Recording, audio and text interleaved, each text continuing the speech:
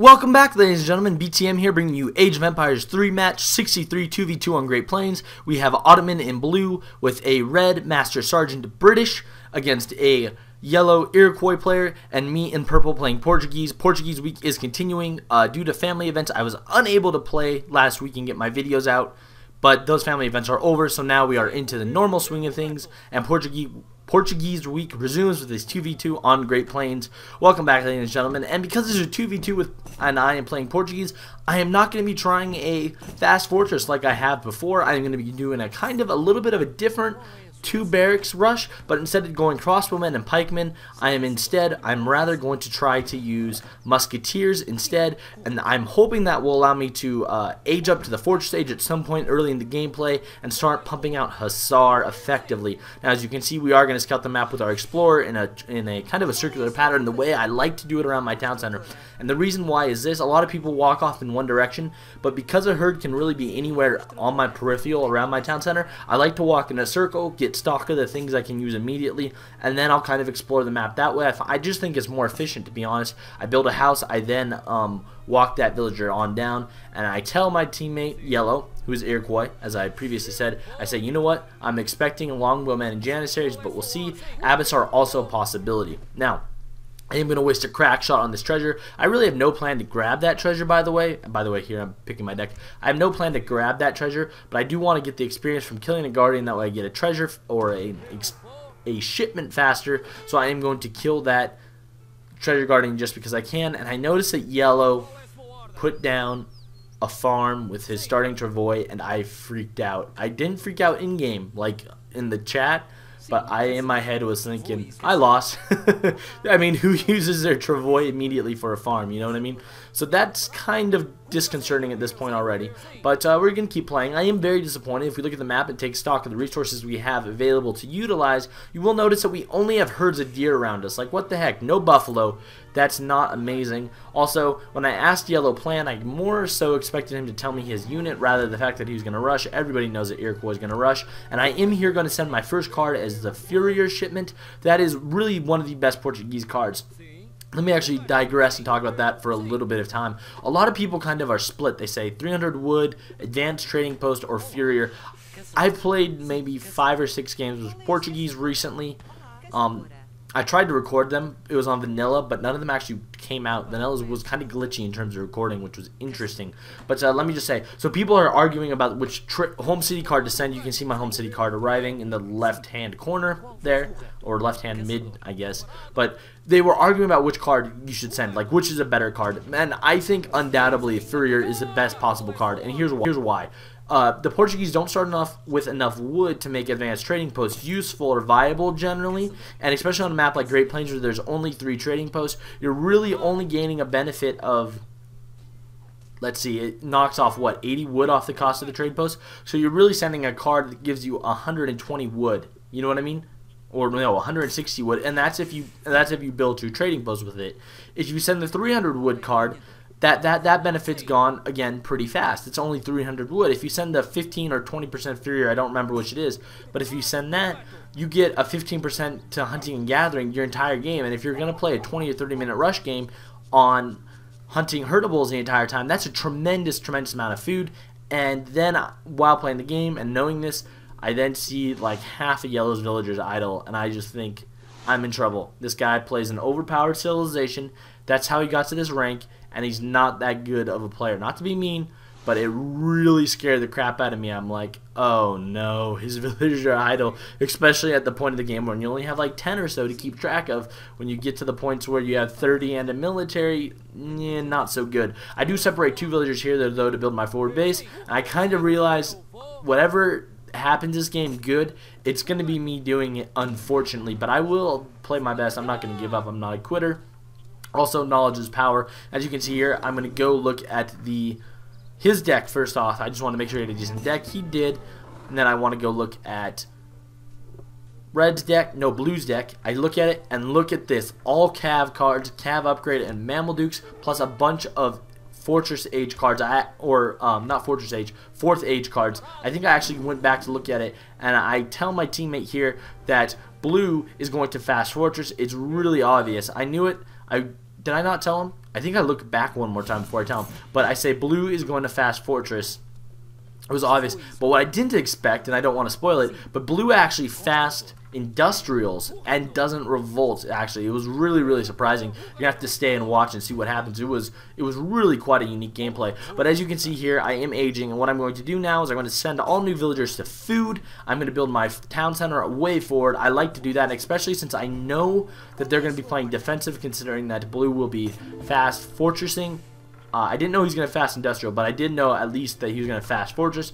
I'm going to send my town center forward and really take some aggressive map control, start building houses, and really kind of just take control of the side of the map. There's always amazing herds on the side of the Great Plains map where I'm sending my explorer to walk right now.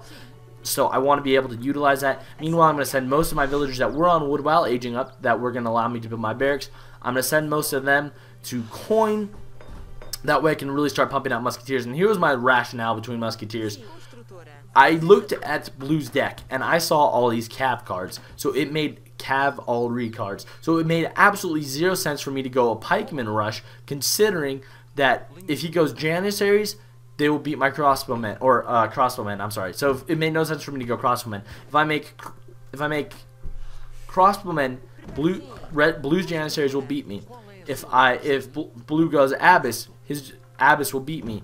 If blue goes cav, his cav will beat me. Really, even though musketeers aren't going to necessarily be the most efficient, they're the best choice I have. Not to mention, I do have a mine upgrade card in my deck, and I did already send Furrier. As you notice, I did already send my mine card. I sent that as my second card. Knowing that I was going to go musketeers, I thought, you know what, it will be smarter to get that mine card out and on the field. A little bit of economic mismanagement here, though. Notice, don't have enough food.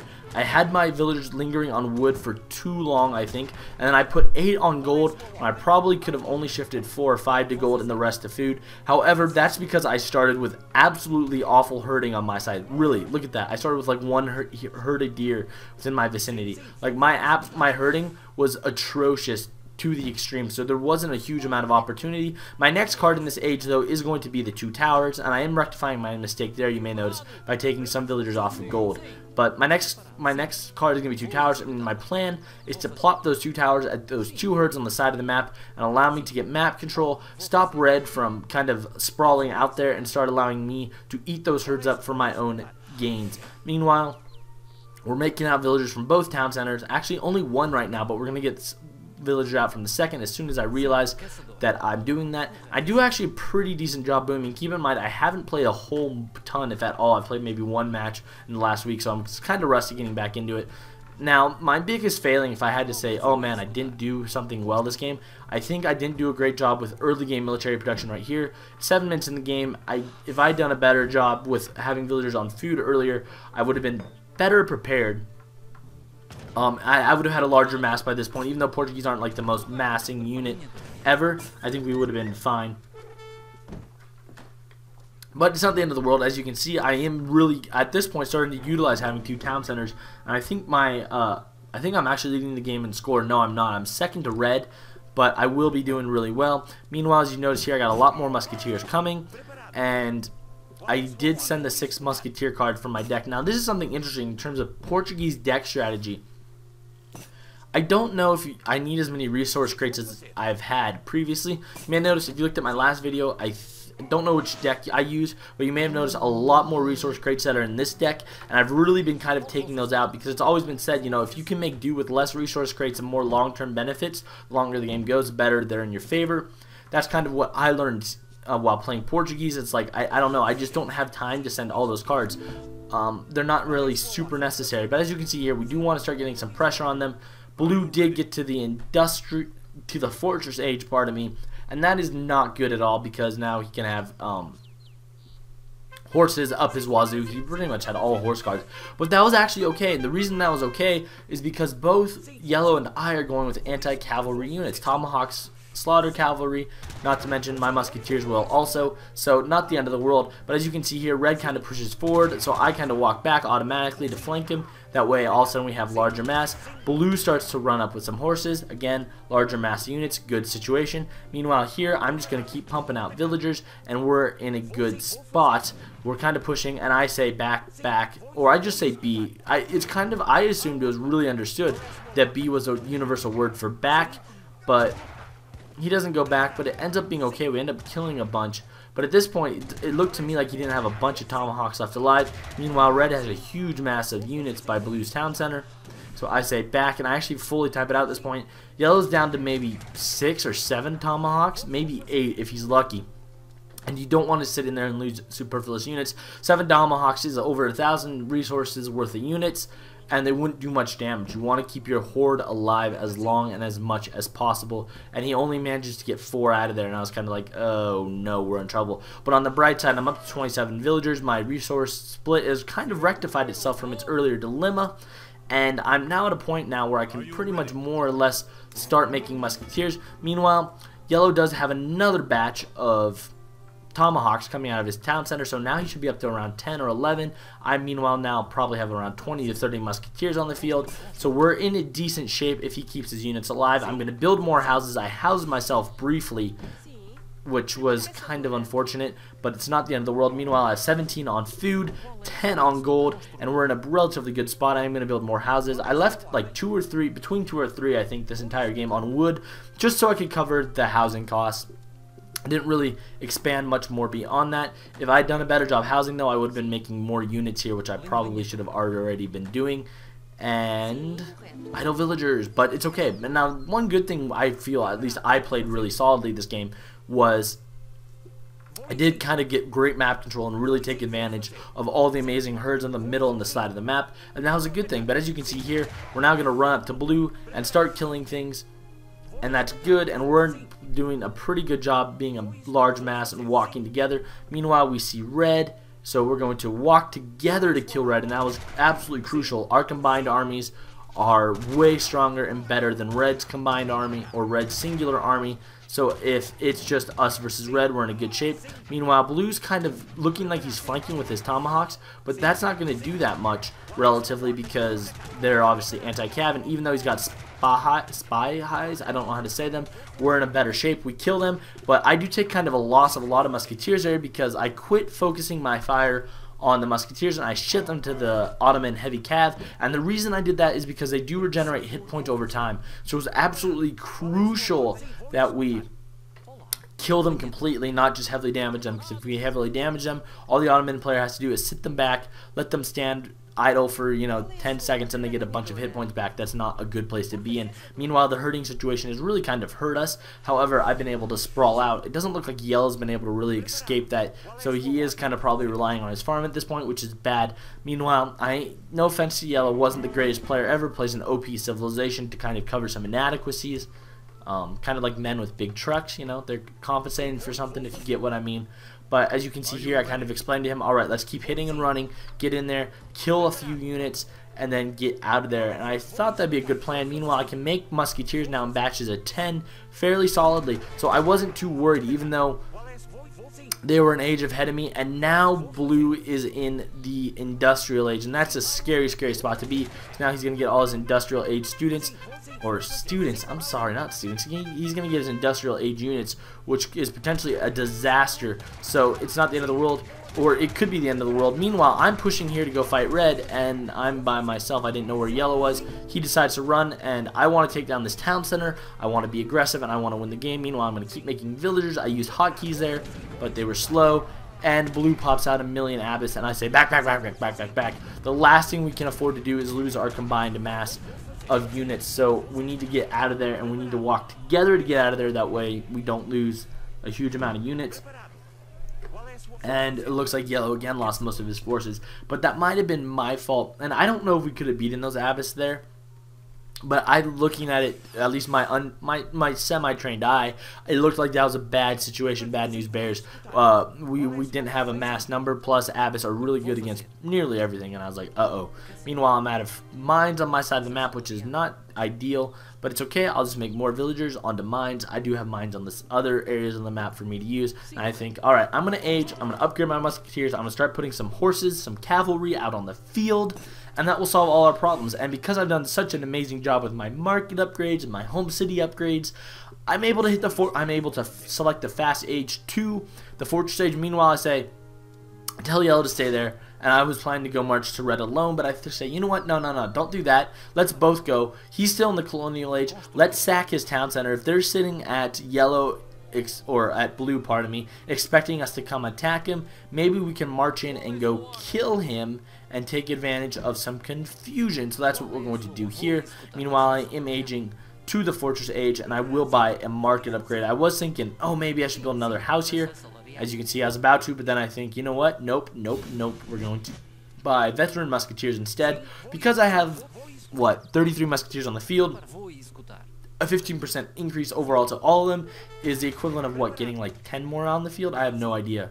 Not 10 more, but it's a lot. It's a big increase. Meanwhile, we see that Red's done a really kind of interesting thing with his houses. I've never seen a British player do that before, and I don't think that's that smart, no offense. It's smarter to build them by resources that are valuable and kind of creep forward with them everywhere. But meanwhile, I'm like, alright, it's okay. We're going to down his town center. And I now have veteran musketeers, and I wasn't worried even at this point of the game, because guess what, even though the blue got some abbots, he doesn't have an economy enough to support them, and his horses aren't going to be able to stop me. I do send 5 dragoons as my next shipment, just in case I wanted to really utilize the military strategy, or the military power I had from getting to my next age. Meanwhile, I'm going to keep popping out villagers, and with 46 villagers all over the map, I felt like I was in a great position economically. Meanwhile, red comes to attack me. I'm just going to send my combined forces to attack him. Not a problem whatsoever. Veteran musketeers eat up normal musketeers every day of the week. Blue does get some flanking action with his horses. Not the end of the world. I'm going to get those villagers out of there, kill them with those musketeers. I kind of poo-pooed a little bit by letting some get killed, but it wasn't the end of the world. Meanwhile, red armies get smashed, and then oh my gosh, I was just like, what? Blue comes out of nowhere with a million great bombards, and I was just like, uh-oh. I don't know, I guess he had a home city shipment, or maybe it was an Ottoman church shipment that allowed him to send it. That would be my best guess. But I tell yellow to get out of there. My master units was completely decimated almost instantly by the great bombards. I do not want yellow's mass to be decimated. At this point, though, we pretty much kind of lost the game. We were doing really well up until that point. Losing our unit mass that should have just won to those bombards really kind of killed us. And I tell my teammate, though, also switch to goons. I didn't think it was the end of the world. I thought it was kind of like we're in a lot of trouble, but I figured, you know what, we'll be fine. And I see blue marching to me, and I'm like, this is about to get ugly.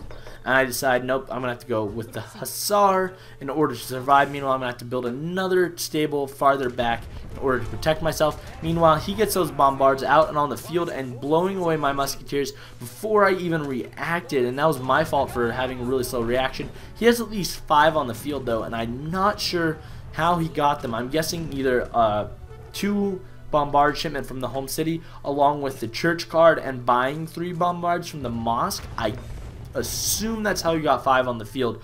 It is not possible, I think, for him to have gotten 5 from factories at this point in the game. And in game, I didn't think to check to see if he had factories actually, so shame on me. But we're in a lot of trouble at this point of the game. Those bombards are going to completely decimate my forward base.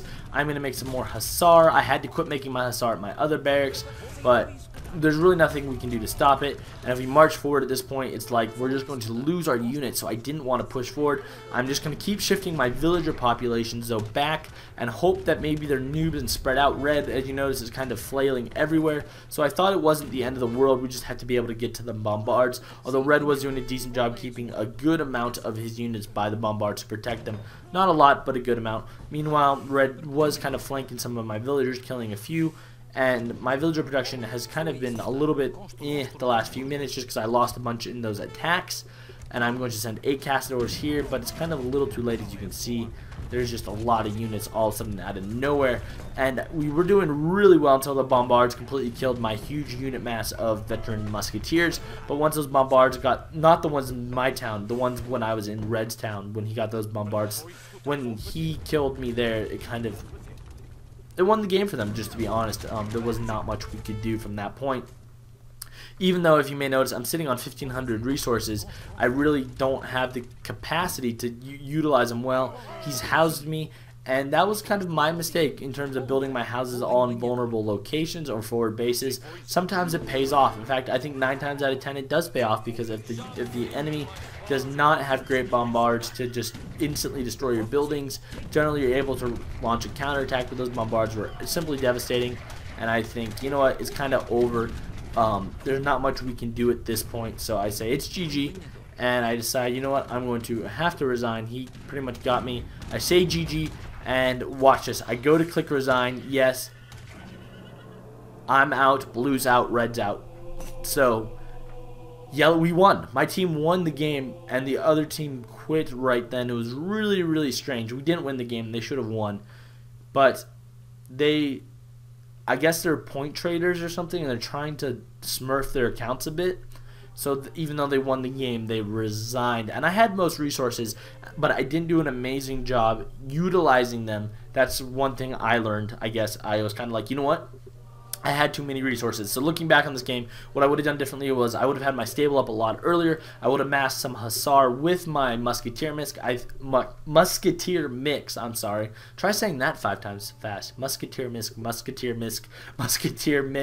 It's harder than it sounds. But I would have definitely massed some Hussar with my Musketeers, and I would have done a better job getting my units on the field. I did, I think, relative for me, an exceptional job really gathering resources. My card choice, I think, was impeccable with my early card choices of resource benefits followed by military units. I think that was fabulous. I think my building placement for the most part was fabulous. I think I did a pretty decent job except for a few spots of avoiding being housed, which for me is fabulous. Again, I think my biggest mistake was just not capitalizing on the amount of resources I had at the moment. I could have done a better job with that. And Blue's kind of taunting. He's like, I mentioned I had the most resources, and he's like, for the wood rush. And that kind of frustrated me, because if he hadn't gone bombards, or if I had cav, I think it would have been a different story. I think we would have won. But I definitely made a mistake there by not keeping cav on hand, not keeping unit production well steady, even after I could, even though I could have. And I messed up, even though I played really well relatively, and I was definitely carrying my team.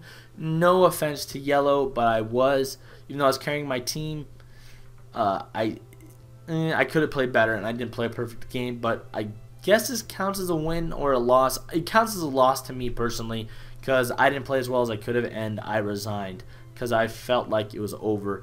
But all around, it was a good, fun game, and it was enjoyable. Thank you guys so much for watching. Portuguese week is back. BTM is back in the house.